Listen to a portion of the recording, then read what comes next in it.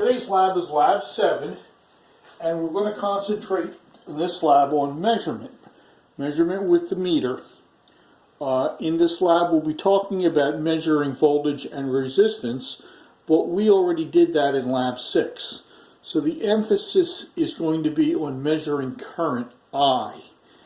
An important point, the most important point to make about this lab, when you're measuring current, you have to make the meter part of the circuit. This is the meter we're talking about. As you know, when we measure voltage or resistance, we have the red probe here, and when we measure amperage or current, we either have it here or here. The black probe is always on common. This is the instrument we're going to use to measure our current. We're going to use our typical circuit board. I'm using it here now more as a visual effect than actually using it, but when we do measure the current, I will do a quick run through on the board. Okay, when we take measurements, we're going to be using a series circuit, a parallel circuit, and a combination circuit. And you'll see the series circuit is going to be on page 1, and the parallel and combination are going to be on page 2. Page 3 of the handout is going to talk about measuring the current itself. As a review, in the series circuit, the voltage is shared and the current will be the same. The sum of the voltage drops will equal the total voltage. In the parallel circuit, just the opposite. The voltage will be the same, the current will vary, the sum of the currents will equal the total current. In a combination circuit, we convert the parallel portion of the circuit to a series circuit, and then we treat the whole circuit as a series circuit.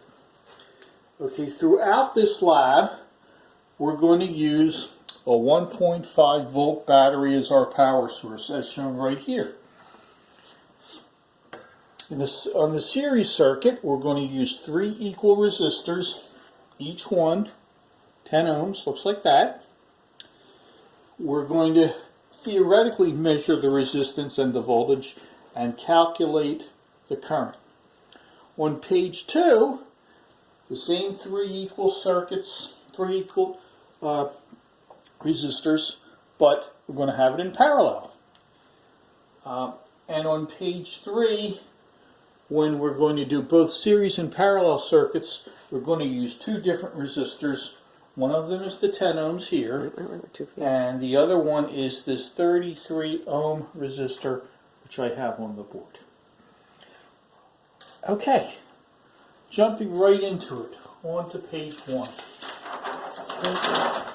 Page 1, slow down just a little bit. We have a series circuit with the 1.5 volt battery, 3 10 ohm resistors in series. And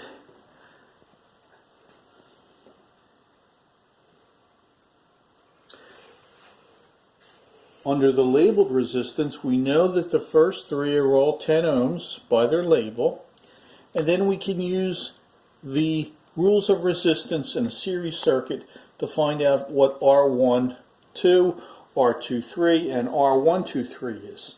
And what R12 is R through 1 and 2, R23, R through 2 and 3, and R123 is all 3 of them.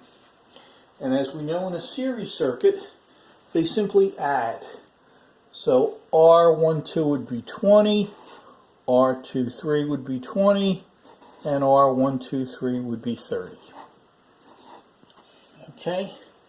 And then, as we did in Lab 6, we can measure them, and the measurement would be exactly the same. 10, 10, 10, 20, 20, 30. Okay, and measuring the voltage. Well, as we know, in a series circuit, the voltage total should equal 1.5. So the voltage of 1, 2, 3 should be 1.5. That's the voltage we have. We also know V equals IR for the whole circuit. So if we would measure across the 1.5 volt meter across the 10 ohm resistor, we'd find that V1 would be 0.5 volts. And we'd find that if we did the same thing for the second resistor, we'd also get 0.5, and the third one would also get 0.5. And that makes sense because the three of them together, additive, would be 1.5. Okay. And V across 1 and 2 would be 1 volt. And the same thing would be true for 2 and 3. And everything is still in conformance with the law. And if we would calculate it, V, put the voltage over the resistance, which is this over this, you'll find out mathematically that it's 0.05 throughout. And that's in amps or 50 milliamps. And if we looked at the whole circuit up here, using the whole circuit, we know that the current is 0.05 amps. We also know in a series circuit, the current should remain the same, which it does. Okay, going to the next page. This is the parallel circuit. And in the parallel circuit, we know that the voltage should remain constant. We also know the laws of resistance for a parallel circuit are the opposite of a series circuit. It's the inverse. So if we do R12, we get 5 ohms. And the same thing would be true for R23, 5 ohms. And 123 would be 3.33 ohms. Okay.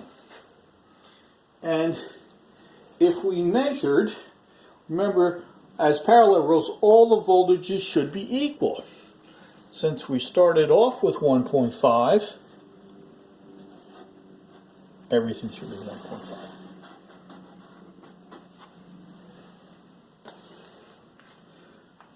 Okay, we then move on to the combination circuit, also on page 2.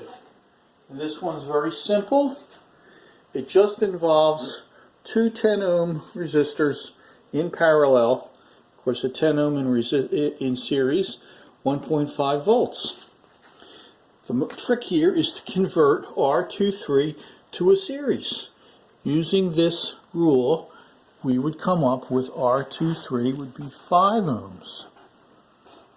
And then R123 is additive, so that would be 15.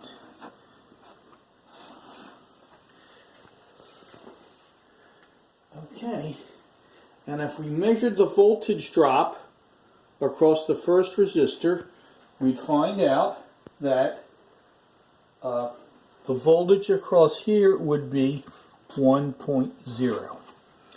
And if we did the same thing on the second one, we'd find it was 0.5. I'm sorry, between 2 and 3 would be 0.5. And then also 1, 2, 3 would be 1.5, which it should be the total, which of course it is. We start off with a 1.5 volt battery that conforms perfectly to it. Okay. The major focus of this lab is the measurement of current. And we have set up here, I'll put it on here quickly, our circuit with two resistors, a 10 ohm and a 33 ohm, 1.5 volt battery. We know that the total resistance is going to be R2 plus R3, which would be 43 ohms.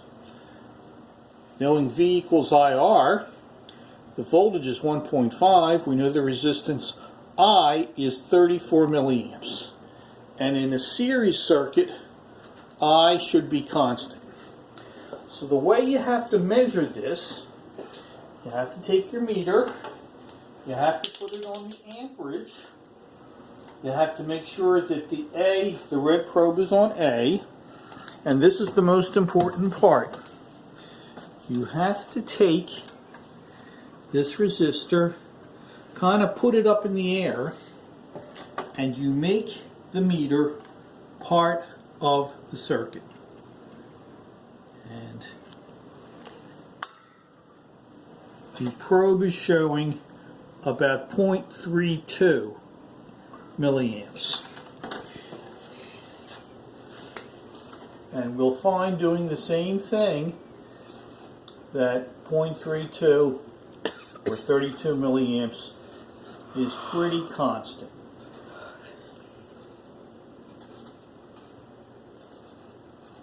And you can see we should get 34, so we're getting this little bit of an error, but the I is constant because it's a series circuit. Now, if we do the same thing with a parallel circuit, and I'm not going to flip it around, but I am going to walk you through it. We have 1.5 volts, we have a 33 ohm resistor for R3 and a 10 for R2. Remember, in a parallel circuit, the current varies, but the voltage is the same. So we know V, the total voltage, is the total current times the total resistance. Because this is a parallel circuit, it's the inverse to come up with the total resistance. We have a total resistance of 7.7. We know the total voltage is 1.5.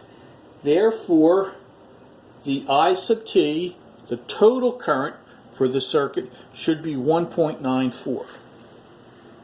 Now, if we go through the same process that we did here, and we lift up, both these are going to now be in parallel rather than in series, but in order to measure them, you have to make the current probe part of the circuit. In other words, you have one side on the power and the other side right on the resistor.